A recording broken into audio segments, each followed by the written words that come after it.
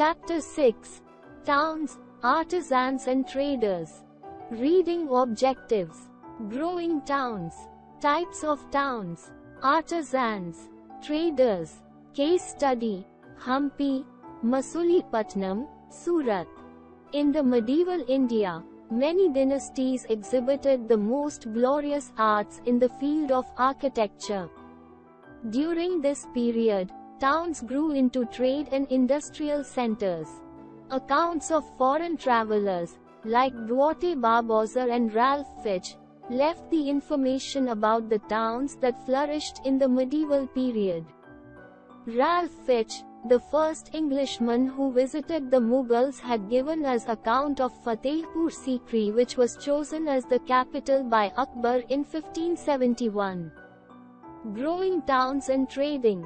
A town is generally referred to a living place where people are involved in various activities to earn their livelihood, rather than farming. The villages are for agrarian activities. During the medieval period from 12th to the 18th centuries, India was prosperous in spite of political upheavals. The political and economic policies of the Turkish and the Mughal rulers led to town growth. Because of the demand for Indian goods, like textile, and the support of rulers, like Akbar, Shah Jahan, towns grew into trade and industrial centers. Many towns emerged, such as small towns, capital towns, temple towns, pilgrimage towns, port towns, craft towns, commercial and trading towns, categorized on the basis of the various activities that each one carried out. Enrich yourself. Town Thanjavur, Chola dynasty. Thanjavur was situated near the Kaveri river. King Rajaraja Chola built Raja Rajeshwara temple. Its architect Kunjere Malan Rajaraja Peruntha Ch. Chan, who had proudly carved his name on the temple wall. Besides the temples, there are palaces with mandapas. Kings hold court in these mandapas, issuing orders to their subordinates. There are also barracks for the army. The town was busy with markets selling grain, spices, cloth and jewelry. Water supply for the town comes from wells and tanks. The Salia weavers of Thanjavur were busy producing fine cottons for kings, temple flags and for nobles, and coarse cotton for the masses. Do you know, Mathura was a temple town and also a trade center, as located on trade routes and on the bank of the river Yamuna. Small town. Large villages acted as small towns. There was an open space for commercial activities, where large traders, craftsmen like potters, ironsmiths, paddy sellers, stone masons had their corners. A local zamindar, or local priest, collect taxes on the transactions of traders, for the protection given from Seths. Many came from far and near to these towns to buy local articles. Capital town, administration town. During almost the whole of the Sultanate period, Delhi continued as the capital city. The Khiljis, Tughlaqs, Saids and Lodhis also had Delhi as their capital city. Babur and Humayun had Delhi as their capital, while Akbar shifted his capital to Agra. He ordered a huge fort there.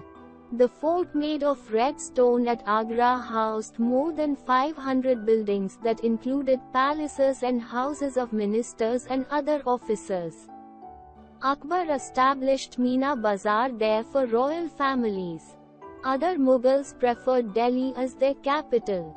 Kinari Bazar, Sadar Bazar offers horses, salt, camphor, saffron, betel nut, spices to traders. The place where rulers held their court often flourished into a town. These were also centers of administrations, as the Kakatiyas ruled over the territories of Telangana and Warangal. They made Warangal their capital. Get to know more. Inscriptions tell that there were taxes on commercial activities that were to be collected by temple authorities. There were taxes in kind on sugar, jaggery, dyes, thread and cotton, coconut, salt, areca, nuts, butter, sesame oil, cloth. Besides, there were taxes on traders, on those who sold metal goods, on distillers, on oil, on cattle fodder, and on loads of grain. Some of these taxes were collected in kind, while others were collected in cash. Pilgrim towns. Temples were often central to the economy and society. Rulers built temples to demonstrate their devotions to various deities. They also endowed temples with grants of lands and money to carry out elaborate rituals, feed pilgrims and priests, and celebrate festivals. Pilgrims who flocked to the temples also made donations. Temple authorities used their wealth to finance trade and banking. Gradually, a large number of priests, workers, artisans, traders etc. settled near the temple to cater to its needs and those of the pilgrims. Thus grew pilgrim towns. Banaras, Allahabad, Mathura and Vrindavan were such towns. During Sultanate period, Delhi was assumed as pilgrim town. Here the Dargah of Khwaja Nizam-ud-Din Auliya became the center of attention for Muslims and Hindu. The Dargah of Sheikh Salim Chishti made the town of Fatehpur Sikri very important pilgrimage during Mughal period. Craft town. The kings and nobles required luxury goods. Specialized crafts were centralized at different places. This reason led to the growth of craft towns. The rulers and the family wore fine clothes of gold, brocades, silks, pearls, musk etc. Bernier, a French traveler, mentions shawls as the most important manufacturer of Kashmir. Akbar encouraged the production of silk and Bengal became a very important center of raw silk. Bidar was famous for its beautiful Bidri work. Get to know more. Learn ancient, lost wax technique. First, an image was made of wax. This was covered with clay and allowed to dry. Next it was heated, and a tiny hole was made in the clay cover. The molten wax was drained out through this hole. Then molten metal was poured into the clay mold through the hole. Once the metal cooled and solidified, the clay cover was carefully removed from the image and polished. Port towns. Port towns are center of commercial activities. Since ancient times, towns play an important role in the rise and fall of kingdoms and civilization. To export and import, they utilized the long coastline of peninsular India. During the 14th century, Cambay was an important port and trading center along with Surat, Goa, Calicut, Kochi, etc. On east coast were Nagapatnam, Masulipatinam, Sunargaon and Chittagong. Commercial and trading towns. Some cities were hubs of trade, manufacturing and commerce. Lahore, during the Mughal period, had about 1,000 factories which manufactured only shawls. Abul Fazl writes about Ahmedabad that it was a splendid commercial city where factories of cotton textiles worked day and night. The important trading towns of the Mughal period include Banaras, Patna, Rajmahal, Burdwan, Decca, Burhanpur, etc. Artisans. Abdur Rahim, the noble in Akbar's court, mentions 66 castes in his list of craftsmen. Many crafts were considered as hereditary jobs and also as family occupations.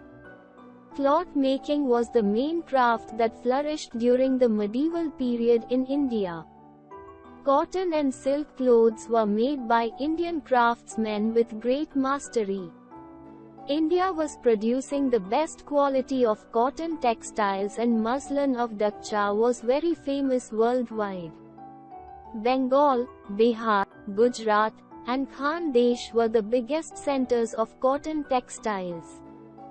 The manufacture of silk and woolen clothes and dyeing were crafts that flourished during these days. During Mughal period, metal industry made headway. Metal crafts gained popularity. Other crafts included printing, manufacture of cutlery, wooden articles, leather works and weapons of war and defense. The Mughal rulers had set up state factories at Lahore, Agra, Ahmedabad and Fatehpur Sikri to develop crafts. Do you know, Marco Polo has given an account of leather and leather goods made by the Indian craftsmen.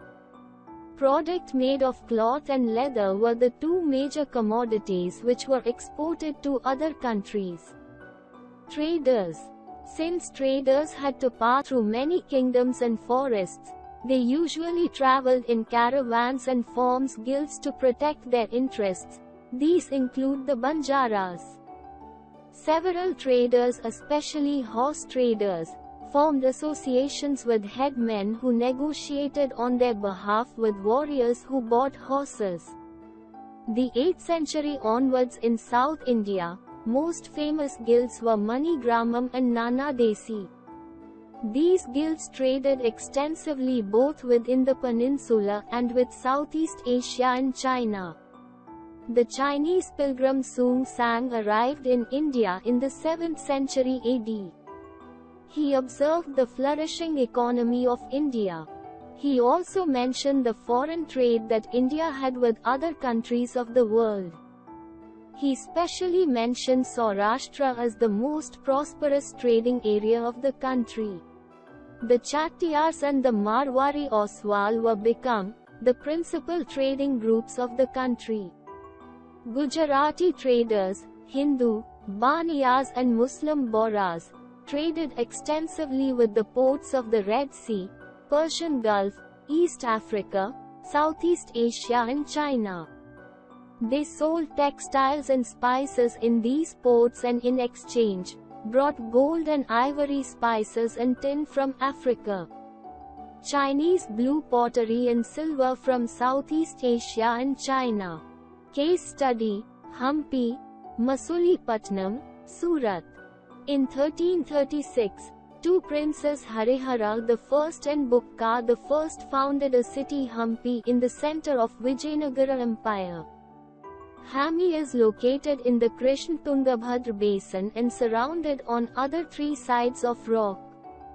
Hampi was capital of Vijayanagara Empire for more than 30 years. The magnificent ruins at Hampi reveal a well-fortified city. No plaster or cement was used in the construction of these walls, and the technique followed was to wedge them together by interlocking. The building of royal complex had splendid arches, domes and pillared halls with beautiful orchards and gardens. In its golden days Hampi been a cultural and commercial hub. Moors, Chettis and European traders crowded the markets of Hampi. The Mahanavami festival, now Navratri, was one of the most important festivals celebrated at Hampi. Temples were the hub of cultural activities. In Virupaksha temple Devadasi, temple dancers used to perform before the deity, royalty and commons. The Department of Tourism still organizes the Vijayanagara festival, which is attended by thousands of foreign and local tourists. Deccani Sultans invaded Vijayanagara in 1565 and it fell into ruins. Masulipattnam. Masulipattnam was founded by the Arab traders in 14th century AD. They used to travel through the Bay of Bengal. Since the gate of the town was decorated with the eyes of fish, Machili, the town assumed the name Machilipatnam, which means the town of fish, which later became Masulipattnam port and was used by the Arab, the Dutch and the French traders. The East India Company of Britain occupied it and started their sea trade from here. Masulipattnam was a city of weavers and dyers. Around it, many weavers, producers of natural dye, cloth printers and cloth painters came to settle. The rulers of Golconda promoted Kalankari painting. Today, Masulipattnam is a big trade port and a part of Krishna district of Andhra Pradesh. Rice and oil seeds are the chief agricultural produce of the area. Masulipattnam is otherwise famous for fishing. It has carpet weaving units and also reputed industries of scientific instruments. Magha Purnima is famous festival there. Still thousands of Hindu devotees throng the beaches of Masulipattnam every year. Do you know, the designer of Indian national flag, Tiranga, Pingali Venkaiah, belonged to Masulipattnam. Searching dictionary. Court city, capital city, pilgrim centers, religious places where people go for pilgrimage. Surat.